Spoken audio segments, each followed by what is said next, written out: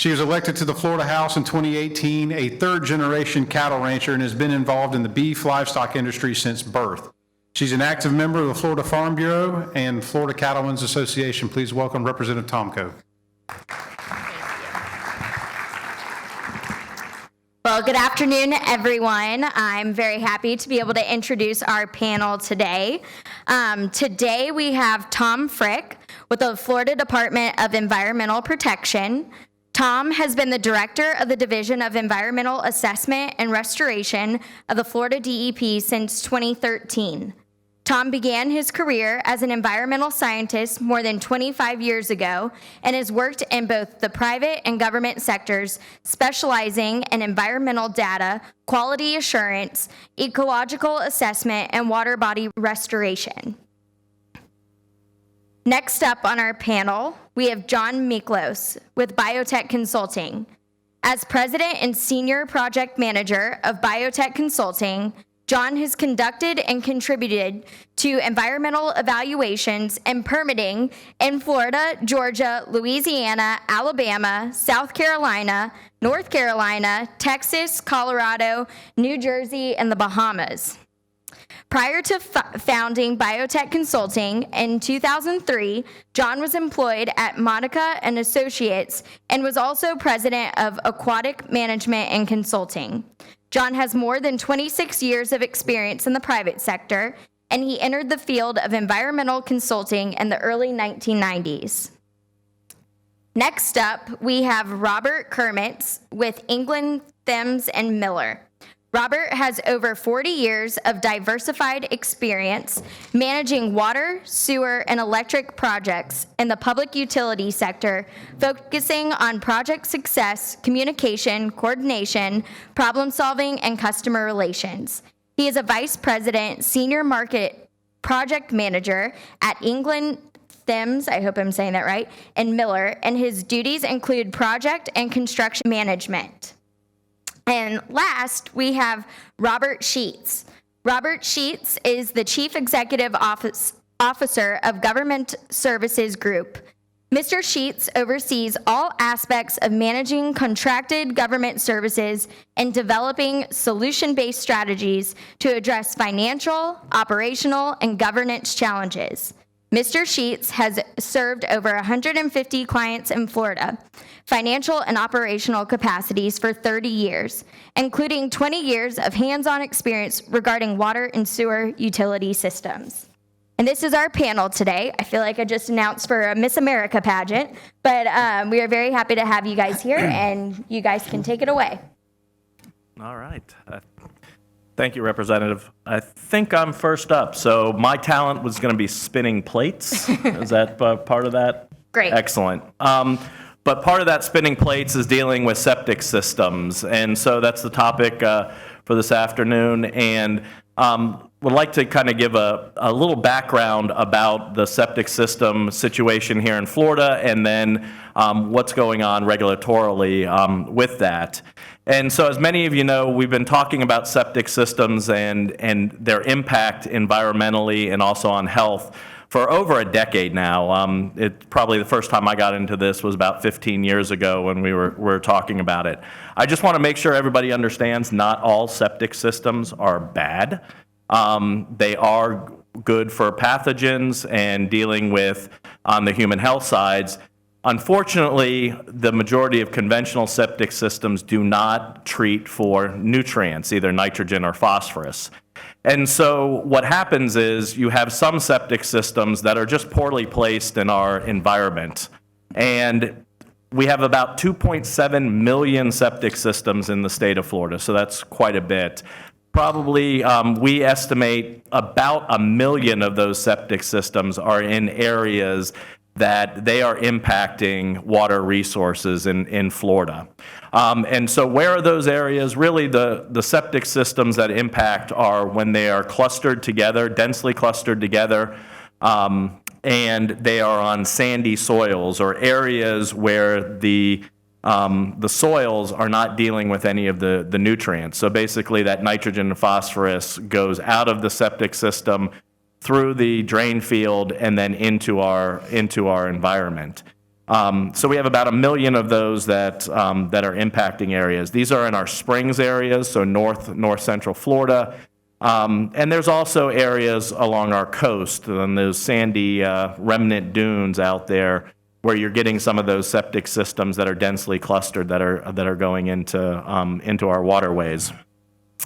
So in 2016, the legislature passed the Springs and Aquifer Protection Act that really looked at dealing with septic systems in our outstanding Florida springs. They identified that we had these iconic springs in Florida, and then they asked DEP to go out and look at the water quality issues with those springs. So we needed to go and assess them, determine whether they were meeting water quality standards or not. And then if they weren't, we needed to put together restoration plans. They also asked the Water Management District to look at the flow that was coming from those systems and then establish minimum flows and levels to help those springs. But on the water quality side, they put together, and it was very aggressive. So it passed in 2016, early 2016, went into effect July 1, 2016. And basically they gave the department 2 years to, one, assess these springs and then develop these restoration plans. And they said, when you're looking at it specifically, we needed to look at sources in those areas, and septic systems was one of those sources that they said that we had to, DEP had to look at the contribution. And if in our springs areas the contribution was more than a certain threshold that's established in law, then we would have to do a remediation plan for the septic systems that are in that spring shed right then. They also, in statute, put a prohibition that's actually in law on new septic systems that are on small lots of less than 1 acre, in those vulnerable areas from those spring sheds. So that legislation did 2 things. One, it was focused on the springs, but it looked at new septic systems on densely clustered areas that are close to those springs. And then it told DEP that you need to work with the local utilities, local governments to develop a remediation plan for the septic systems that were contributing to those springs problems. So that was what the department was charged with in 2016. 2018, we actually completed those restoration plans. There's 13 of them across Central and North Florida. Quickly after that, we put that the secretary signed those and those were in place. A handful of those, 5 of them, got challenged by some environmental groups that, basically in a number of areas, they were saying that we didn't look at those septic systems enough. And so their expectation was that we would make recommendations to remove all septic systems in any of those spring sheds. That's not the way that we looked at it. We looked at the densely clustered areas, again, and the most vulnerable areas, and said those were the ones that we were going to have to remediate. So there's 5 spring systems or springs restoration areas that there's going to be an administrative hearing on. It was scheduled for start next Tuesday, which was going to be great for my Labor Day weekend, to show up at 8 a.m. the next day. Just out for you all, we are going to delay that, so it'll start actually on the 9th, so it'll because of the hurricane. And so we will be litigating those, those in the coming month or so to figure out what we are going to do or how far those restoration plans need to go. Part of the plan that we put together, it predicated the restoration plans on getting information from the local governments, the utilities. And that plan was basically over the next 20 years, that was the timeline that the legislature told us that we needed to put a plan together to achieve the restoration goals in those areas. But over the next 20 years, which areas are you going to sewer? And then which subdivisions will need to be upgraded to a nutrient-reducing septic system. That was information that we didn't have. A lot of the utilities didn't have that because they hadn't been kind of thinking along those lines yet, but we've been working in those areas to get that information.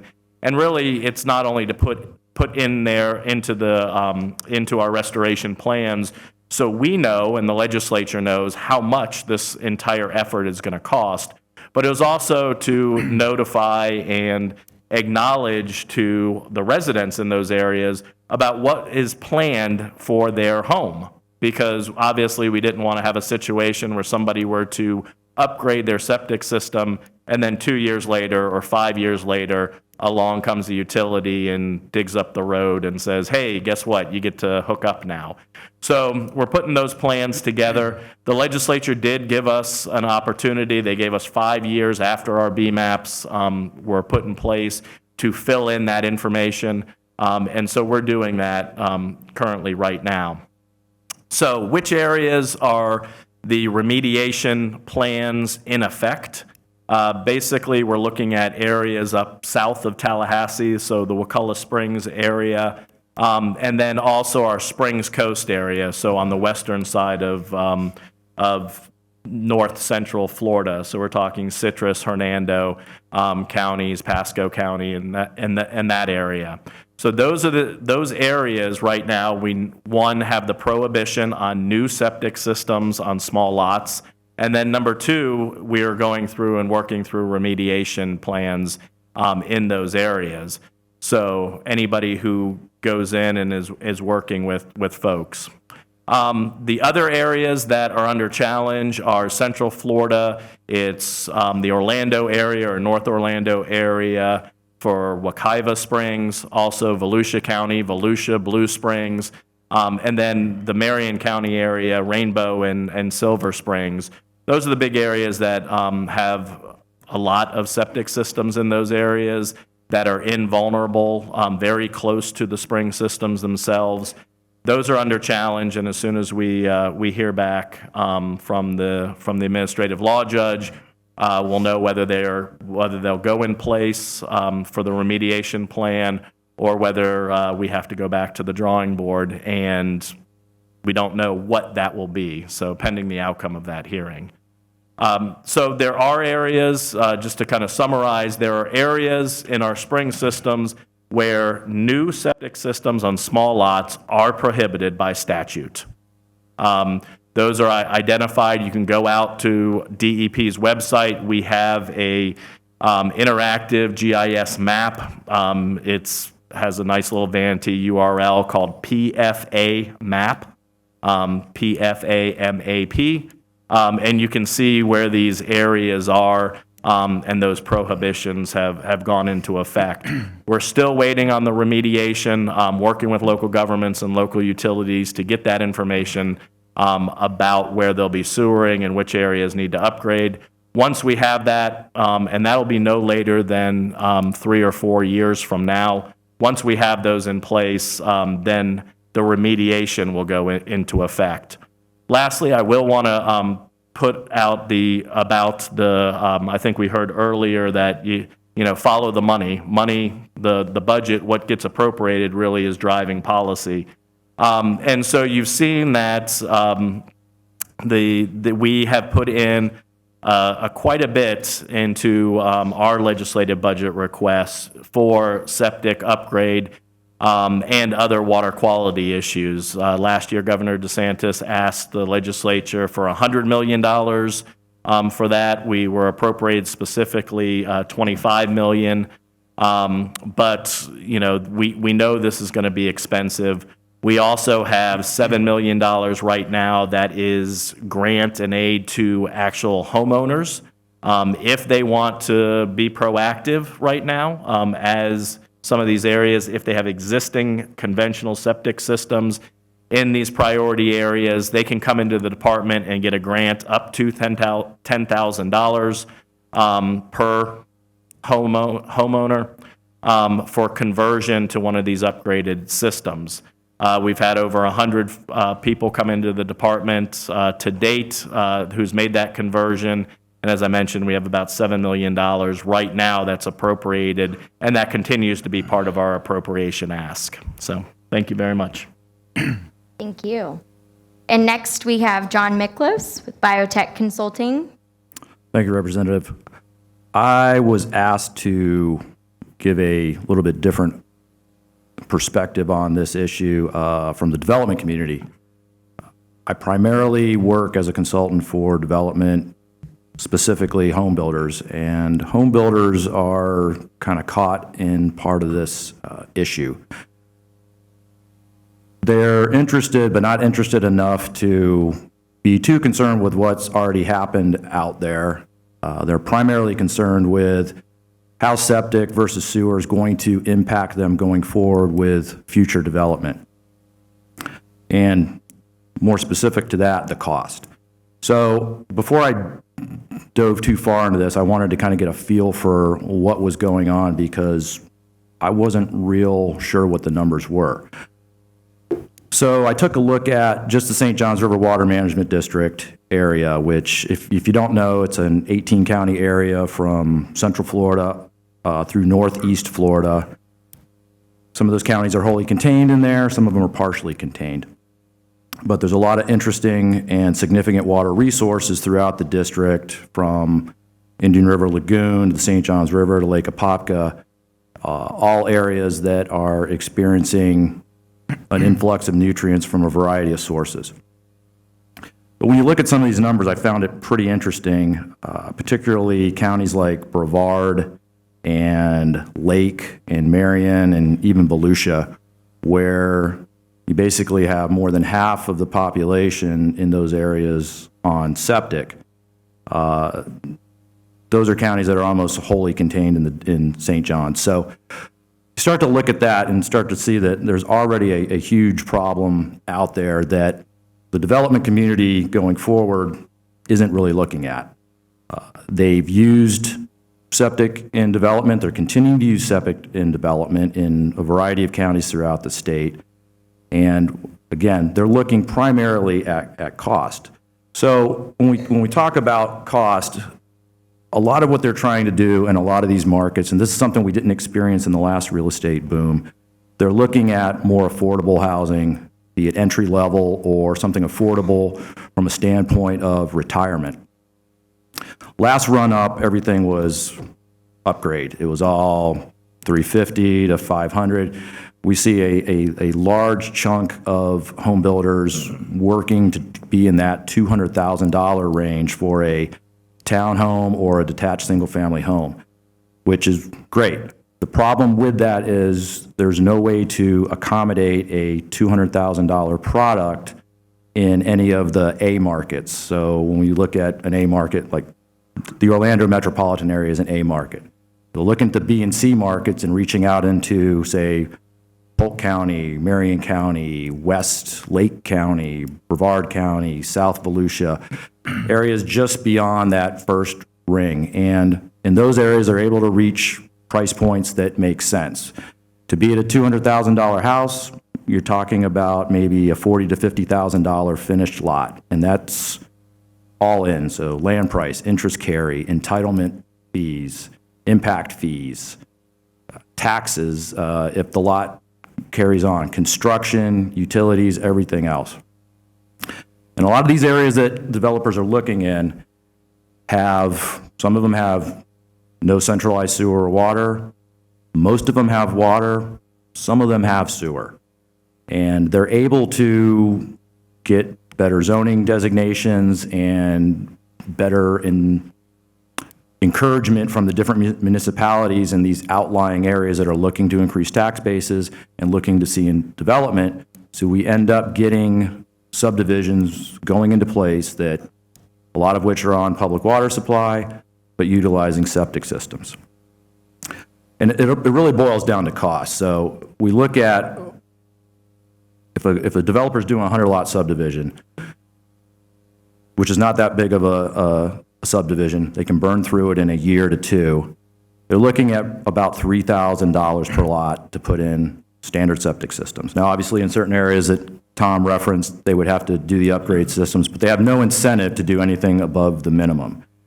If there were sewer nearby, and let's say it's a half a mile away, the cost changes dramatically. So you go from a $3,000 septic system per lot to plumbing the entire subdivision, adding a lift station, running line to get to the force main, probably another lift station. So your cost for that particular aspect of the lot goes from about $3,000 per lot to anywhere from $10,000 to $15,000 a lot. So if you add $12,000 a lot, when you look at multipliers for how home builders work, you're adding anywhere from $30,000 to $60,000 to the end product's price, which takes it out of the affordable income range and moves it into a different category. That different category in most of these areas makes the house unsellable. So cost is a perspective that the developers are looking at. And I'll show you this. I'm not picking on Marion County if anybody's here. It's just, it's in the district, and it's a decent example.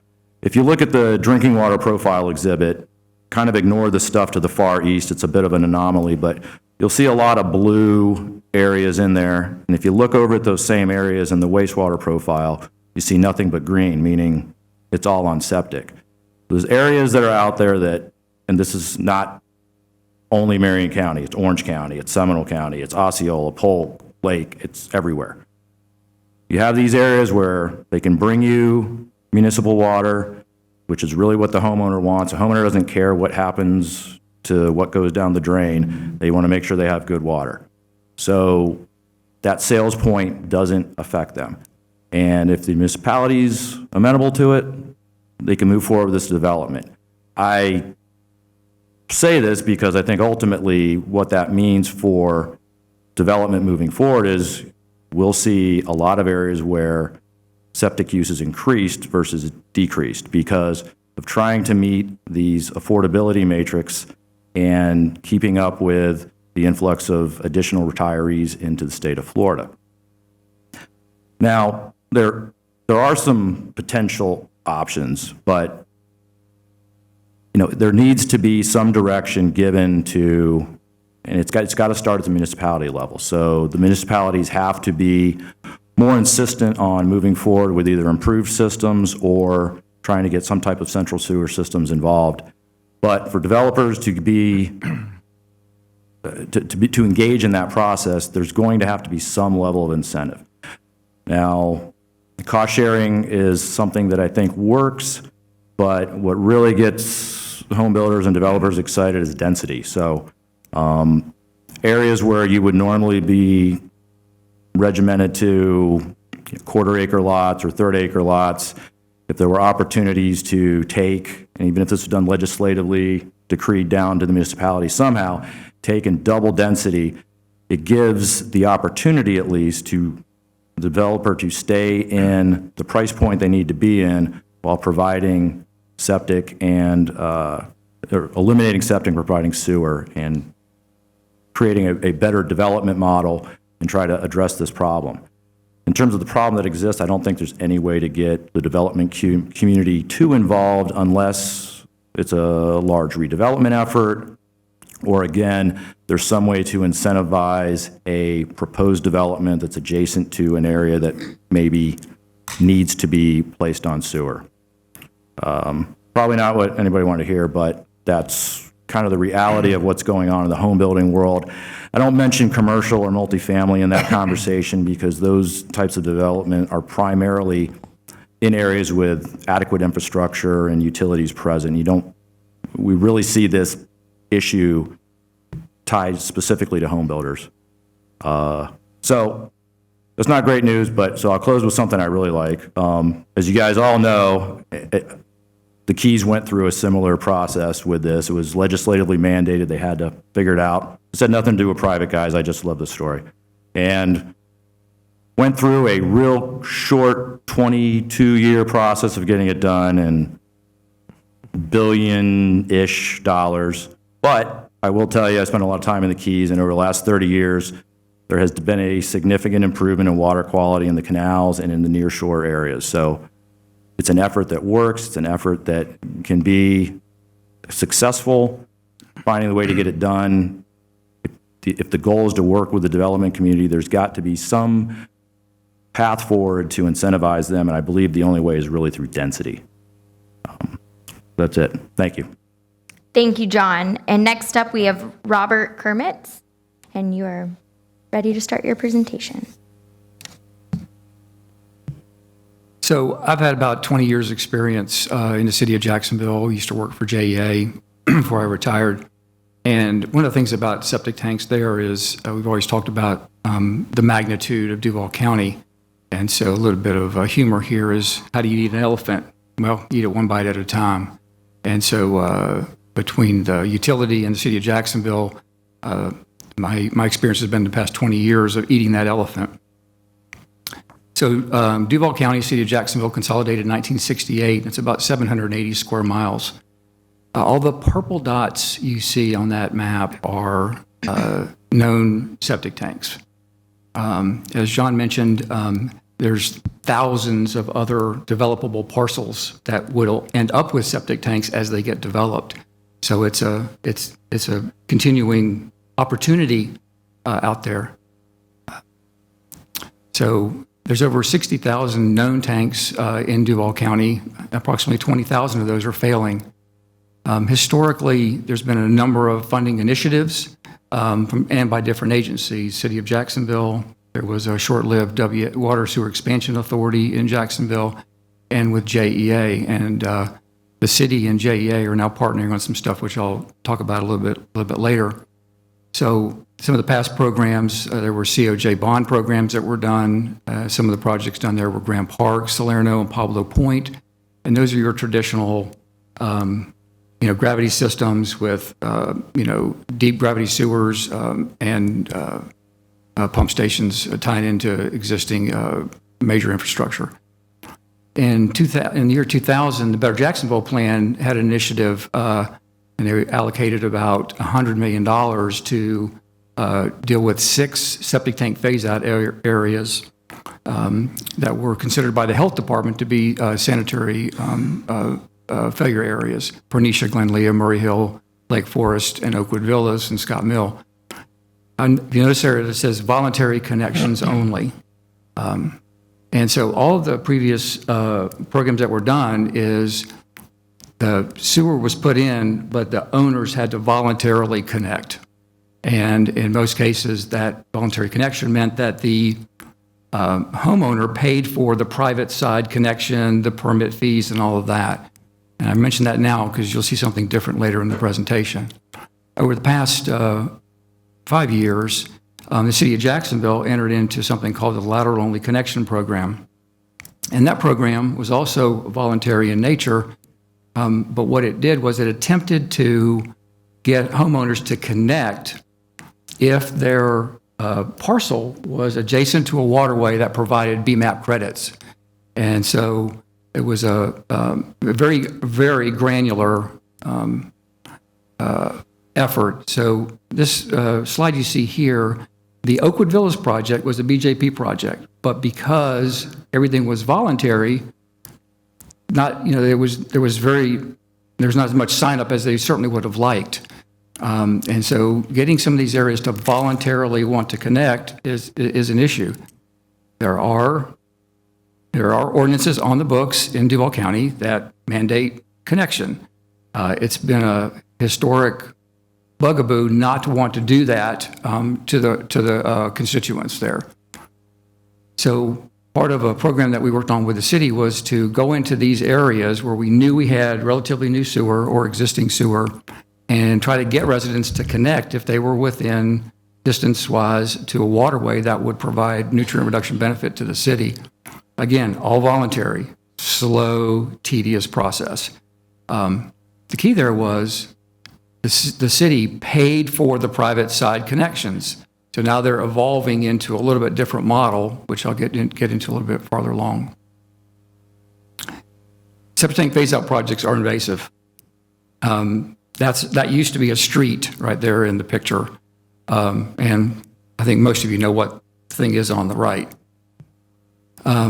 You are in people's yards, you're tearing up, their driveways, and it is a tedious, granular, painful process with tremendous amount of community outreach required.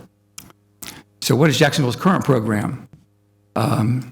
So the city and JEA have partnered, and I do mean partnered.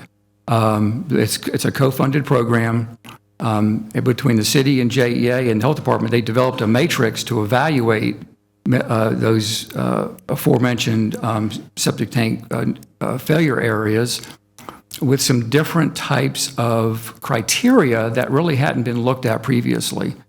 And it involves bringing water and sewer to areas that many of these areas did not have any before. Currently, there's 3 funded projects. This is a shot of the matrix here. It's pretty convoluted, but it includes value of the homes, potential for proliferation of additional septic tanks going into an area. And so it's a matrix that has worked to prioritize those 35 different project areas around Jacksonville that the Department of Health has considered sanitary failure areas. And so from that, eating that elephant one bite at a time, there's been some prioritization, and 3 of the projects are now been selected, and 2 of them are going through the design process. The first one is actually going out to bid for construction. One of the things I want to note about this is this program, it was in response to the constituents. That's what matters in a very large way in this program that's going on right now. Currently, it's funded at about $40 million. There's actually ordinances on the books that capture how this program works. And it is in many municipalities. The proximity, as Tom mentioned, it affects the quality of life in the waterways there. So this program is different. It pays for all the cost, the private side cost, the tank abandonment, all the permit fees. There is no payment by the constituent whatsoever, but it's still voluntary. So, and in these areas, even if there's empty lots, there will be a sewer service and a water service dropped off. And if there's our wells there, the owners can continue to use it for non-potable use. So it's voluntary. So you go into an area, the JA's outreach people go into an area, if they can get 70% of the homeowners to sign up and commit to paying a JEA water and sewer bill at the end of the day, they'll move forward with that project. And the first 2 project areas have been very successful. 80% have signed up in the first project area, and over 74%, that number might be a little bit off now, in the second area. They have not approached the third area yet because now they're looking at how to manage the funds. When that construction bid comes in, that's when you really start to get to take a real hard look at your numbers. The program was set up estimating approximately $35,000 per lot to deal with putting in infrastructure and abandoning and doing all the work on the private property. So this is the Beverly Hills East project. Our firm is handling this. There's about 266 parcels in there, and 202 of them have signed up. And those are the blue ones that have signed up, and the green ones are the ones that have not. There is a timeout period where they have up until the first year of construction to buy into the program, agree to go into the program. So once they see everything getting torn up and everything, we're hoping that everybody will participate. So a little bit of summary. There's 35 potential areas. There's over 21,000 tanks in those areas. The current estimate is $735 million, which is approximately $35,000 per parcel. So at the current funding rate, at about $15 million a year, it'll take about 50 years to do those projects. So yeah, we're eating that elephant very slowly.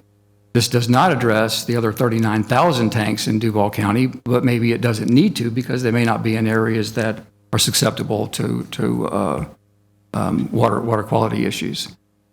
So yes, we're eating that elephant one bite at a time, very slowly. But there's hope on the horizon. The JEA has now entered into an innovative wastewater treatment study. They've hired a firm, unfortunately not our firm, to do a very lengthy study of looking at what are all the options out there, whether it's vacuum sewers, distributed sewer systems, advanced septic tanks, as a way to reduce that. Basically, it's about a $2 billion issue down to a $1 billion issue, and see where that takes us from there. So, thank you. Thank you, Mr. Kermit. And now, to conclude us, we have Mr. Robert Sheets. And Mr. Sheets, we have about 10 minutes. Well, I can do mine in 6. Well, perfect. I'm going to time you. Are you ready for some more good news? I mean, we just had all kinds of good news today so far. Everything we've heard, everything we've heard is going to cost a lot of money. I mean, just a ton of money. I'm not going to spend much time repeating the landscape of Florida because everybody's done too good a job on septic tanks. I'm going to use some numbers, and if I use some wrong numbers, I know somebody's out there will correct me. If they don't, Jeff Littlejohn's out there. I know Jeff will correct me. But the landscape, as far as everybody's talked about, the millions of systems, I want to focus my conversation on a different thing, not about the septic tanks we know we can reach by simply expanding our central sewer systems, because that's going to be primarily a dollar issue. I want to talk about the septic tanks we got to reach that either a city or county are capable, are willing to reach, or there is no local government municipal system, or they're so scattered and so far apart it makes no economic or financial sense to reach those within our lifetimes or the foreseeable future. On top of that, we got some protected springs areas we know we have to address. We don't have the rest of our lives to address those. But we also know a percentage of those are not going to be dealt with by simply expanding the city of Ocala's or the city of Dunellen's water and sewer system. The last thing, everybody here is probably old enough to know when I use the term at the federal level, the third rail, that's the Social Security system. Nobody at the federal level wants to touch the third rail. Well, I'm here to tell you today, septic tanks in Florida is the third rail politically at the state level. Nobody wants to touch it. They're afraid of it. The dollar amount hasn't registered with them yet. And unfortunately, it's not just a dollar issue. It's a public policy issue. It's a private property issue. It's an ownership issue. It's all those things that's going to force current residents to do things radically different if we're really going to address it. They're not all reachable by the standard methods. So many of them are in small and large areas and that are either not willing or able. Now, I don't have a percentage. If somebody does, I would like to hear it if we know yet how many we think we're going to be able to reach via the traditional method versus the alternative method. I don't think we know that number yet, but we know it's not going to be a small number. Although we do know the state has to find the high-risk areas that we have to address. Now, because of all this diversity, both in governments and resources, we're going to have to look at some alternative approaches, I believe, to address this. And wouldn't it be nice if we could develop some approaches that gives local governments a partner or some help in addressing this on something other than an individual county or city basis, but on a more collaborative basis? So I want to talk about single-purpose governments and how they could be applied to this concept. A lot of the benefits are they're all done at the local level. These are governmental entities that you create at the local level. It takes 2 or more governments to do this via an interlocal agreement. It can be defined to do whatever that interlocal agreement defines it to do. The SPGs are authorized under Section 163 to do these things, water and sewer things, and other things. And again, the interlocal agreement becomes your charter, your constitution. It talks about what you're going to do, how you're going to do it, how you're going to be governed. The boards are appointed by the local entities. Your biggest argument there will be, should your board be just elected officials? Should they be just appointed officials? Or should there be a combination thereof? And the best part of this, state has no role in it. State doesn't approve it. State doesn't oversee it. State does not regulate it. This still falls under your home rule powers to do these things. So these are tools you create to carry out your programs. They are, however, the advantages. It's created to achieve a public purpose, and you provide the definition to that public purpose. It brings regional resources and regional scales to all these rural areas that are greatly impacted. The Wakulla Spring Shed area, between the Wakulla County and the southern portion of Leon County, there's 40,000 septic tanks. Rainbow Springs, Silver Springs, I think I heard the number that just in the protected springs area, there's around 250,000 septic tanks. So if you assume we can solve that at 10 grand a pop, that's $2.5 billion. Now, I don't see the state writing me a check for $2.5 billion over the next 30 years. So there's going to have to be a different approach to that. These entities, however, are not quasi-governments. They are local governments, which means they have the same rights and the powers of any local government, generally with two exceptions. They can't levy taxes, and they can't acquire assets via condemnation, but they can issue tax-exempt debt. They can receive SRF, USDA loans, and any federal grant or program that's acceptable to any other city or county, with the exception of the small city CDBG programs. The local governments have control of the single-purpose government.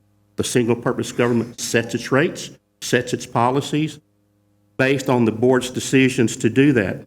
And yes, it operates in the sunshine, like any other government.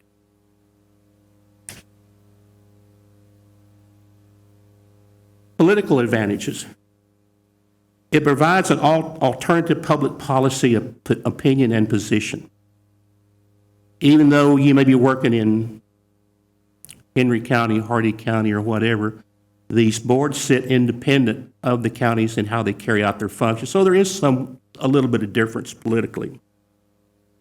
They regulate their own rates, but more importantly, each of these, if there's one or if there's 10 of them, each of these can write their interlocals to reflect the local policy of that local entity, because therein where the power, that is where the power of these entities exist.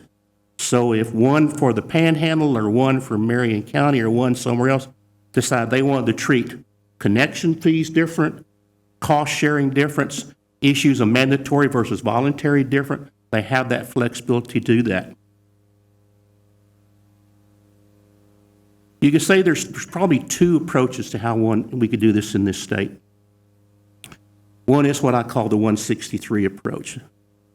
The other is having the state and their wisdom through some legislative power create some broad statewide agency. That's an appointed board by the state that oversees and governs these. Let me give you my views of both of those. We've seen these 163 agencies work. We have out there now the Florida Governmental Utility Authority. It was created in 1999. It serves 130,000 customers in 15 counties. Many of those counties are not the large urban counties. Many of these counties have lift stations and cornfields or small package plants. There's 30 customers behind a Denny's restaurant. So they're not just the urban area. It also is a $90 million a year governmental entity, but yet it has no employees. It chose to bring the private sector into the public sector to achieve maximum efficiencies. However, because it works on a collaborative basis, it has received or has been notified of award in less than 10 months when they took over the Dunellen system, almost $12 million of Springs money through both the Southwest Florida Water Management District and the St. John's Water Management District in collaboration. Now, that's not going to solve all the problems, but those are great. That's a great show of how even the state says this approach on a more global basis makes more sense. If you're familiar with the Rainbow Springs and the Service, those are high impacted, like they were mentioned earlier. This money is going to go to septic tank replacement, septic tank restoration. And that's just the beginning. The other things that it's not just been done successfully, but they're flexible. As I said, and I keep repeating it because There will not be a one-size, I don't believe, fits-all solution to this. So the problem is if you go to the state will sew for you a one-size-fits-all. Those are difficult. I'm not saying there's not potential advantages, but those are difficult. You also have the time frame. You also have the time it takes to get legislation passed. The other thing is, if you create one of these entities and 2 years down the road you realize you want to modify the interlocal, that's what you're doing. The local governments are modifying the interlocal. You're not having to go back to the state. We know this is going to be very, very political. You're going to be going into communities where people have septic tanks, and you're going to tell them, you're no longer going to own this septic tank. This is going to be owned by a utility of some structure, some nature. We're going to have access to that property for maintenance. We're going to have the ability to monitor that system on some basis. So this is going to be fraught with a lot of public policy challenges, public policy debates that have yet to happen. On a financing standpoint, I can tell you how to pay for it. Even the spring shed. If the state just appropriated $100 million a year, and right now they're doing about $50 million a year for the Springs area. If they appropriated $100 million a year for this program, I can bond $1.4 billion. Now, that won't solve it all, but that'll make a big dent. I've been told by these guys that are all smarter than I am, that to really help improve the water quality in those spring shed areas, I don't have to do it all. If I do 30% of it, we will notice a major improvement in the quality of water in those protected spring shed areas. But I think we're having upcoming an election year. So I don't know what we should be hoping for in terms of new or enlightened legislation. We hope we can. We hope they'll realize that this is an issue that's not going to go away. It's going to affect them, their children, their grandchildren, and the future of this state in terms of water quality. Thank you, Mr. Sheets. Unfortunately, we're running out of time. I just want to thank each and every one of you for coming and taking the time to be here on this panel. I know it was a good, thoughtful discussion that we were able to have, and I'm sure everyone has taken away a lot. And so thank you for being here today. Thank you.